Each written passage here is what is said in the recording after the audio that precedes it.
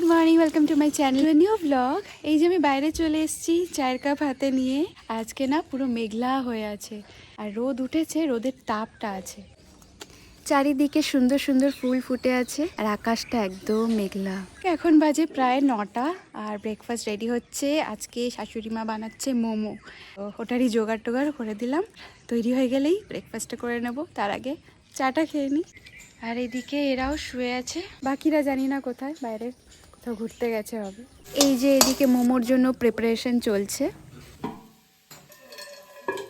আমি এই first time momo র্যাপটা করছি।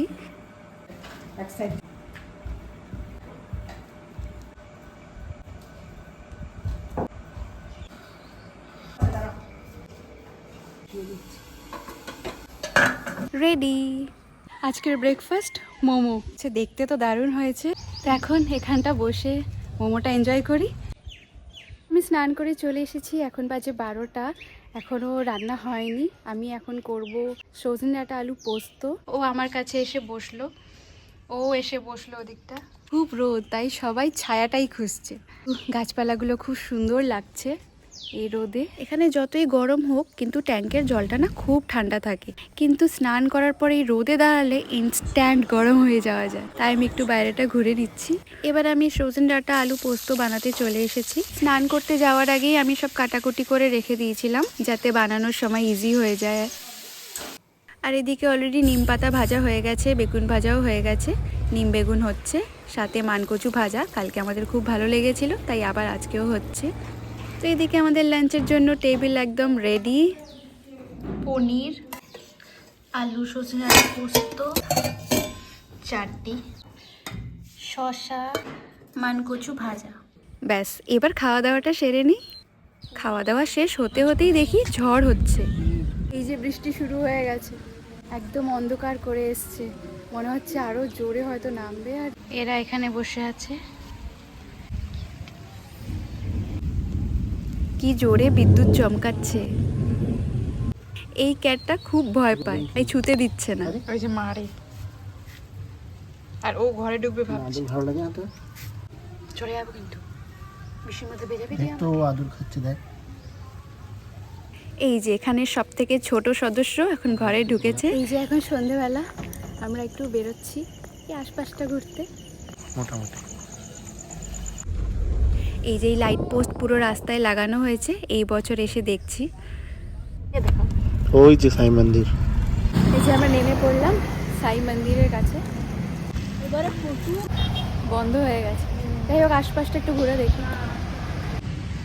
চারদিকটা ফাঁকা, তো বড় জায়গা বন্ধ হয়ে গেছে।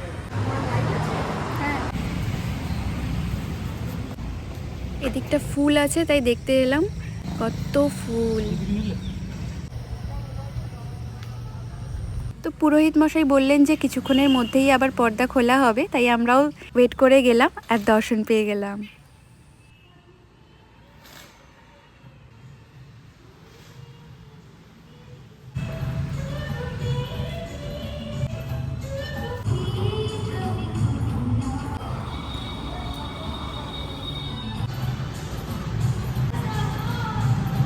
তো এখানে যে পুরোহিত মশাই আছেন, উনি এই যে টিকাও লাগিয়ে দিলেন।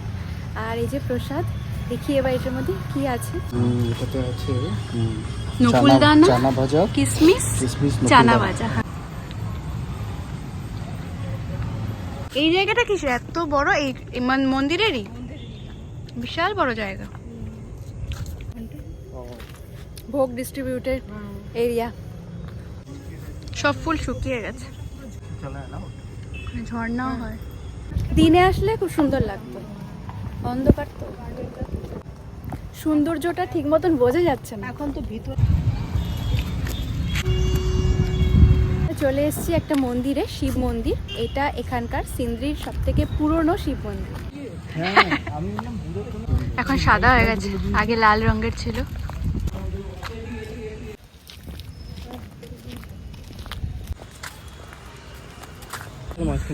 এটা হলো ছটে ঘাট।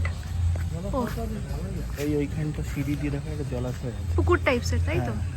আর এইগুলো কি? এগুলো হচ্ছে ছোট ছোট ঘাট, এগুলোর উপর রেখেই মানে পুজো করে, সূর্যদেবকে পুজো করে। ওই যে দূরে গুরুদ্বারাও আছে।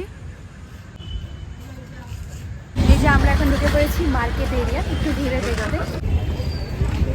ওদিকে ফলের দোকান, জামা কাপড়ের দোকান, হাওয়া চলছে, কুলফি পাওয়া যাচ্ছে।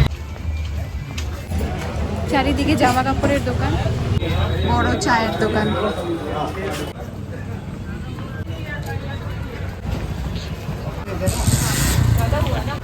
কত চুড়ি। ফলের দোকানে চলে এসেছি।